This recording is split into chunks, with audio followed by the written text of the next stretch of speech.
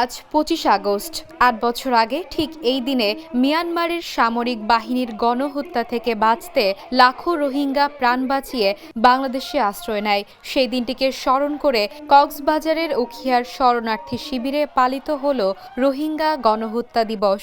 সকাল থেকে হাজারো রোহিঙ্গা নারী, পুরুষ, শিশু পোস্টার, প্ল্যাকার্ড হাতে ক্যাম্পের মাঠে জড়ো হয়। আকাশভেদী স্লোগান গণহত্যা বন্ধ করো, উই ওয়ান্ট জাস্টিস এ প্রকম্পিত হয়ে ওঠে সমাবেশ স্থল।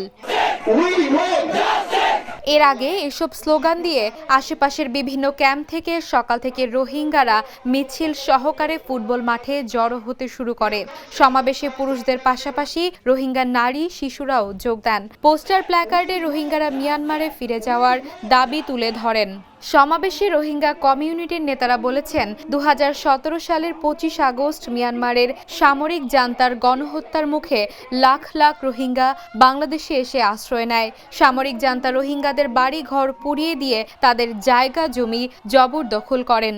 রোহিঙ্গা নেতারা জানান, ২০১৭ সালের পর এবছর আরাকানে রোহিঙ্গা জাতি দ্বিতীয় গণহত্যার শিকার হচ্ছে। বর্তমানে রাখাইন স্টেটে আরাকান আর্মি রোহিঙ্গাদের উপর দ্বিতীয় দফা গণহত্যা চালাচ্ছে। তারা জানায়, দেশে ফিরে যাওয়ার জন্য এই গণহত্যা দিবসটি পালন করছেন।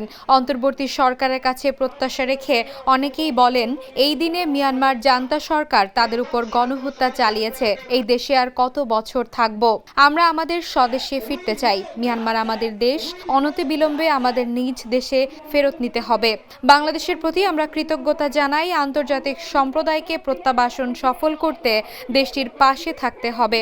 রোহিঙ্গা নেতারা রাখাইনে রোহিঙ্গাদের উপর সামরিক জান্তা এবং আরাকান আর্মির গণহত্যা বন্ধে জাতিসংঘ সহ আন্তর্জাতিক সম্প্রদায়ের হস্তক্ষেপ কামনা করেন। এছাড়া প্রত্যাবাসন প্রক্রিয়ায় যুক্তরাষ্ট্র, জাতিসংঘ, ওআইসি, যুক্তরাজ্য, ইউরোপিয়ান ইউনিয়ন, চীন, বাংলাদেশ সহ দাতা সংস্থার কাছে প্রত্যাবাসন প্রক্রিয়ার জন্য সহযোগিতা কামনা করেন তারা। মেহেরুন্নেসা তন্নি, দ্য নিউজ।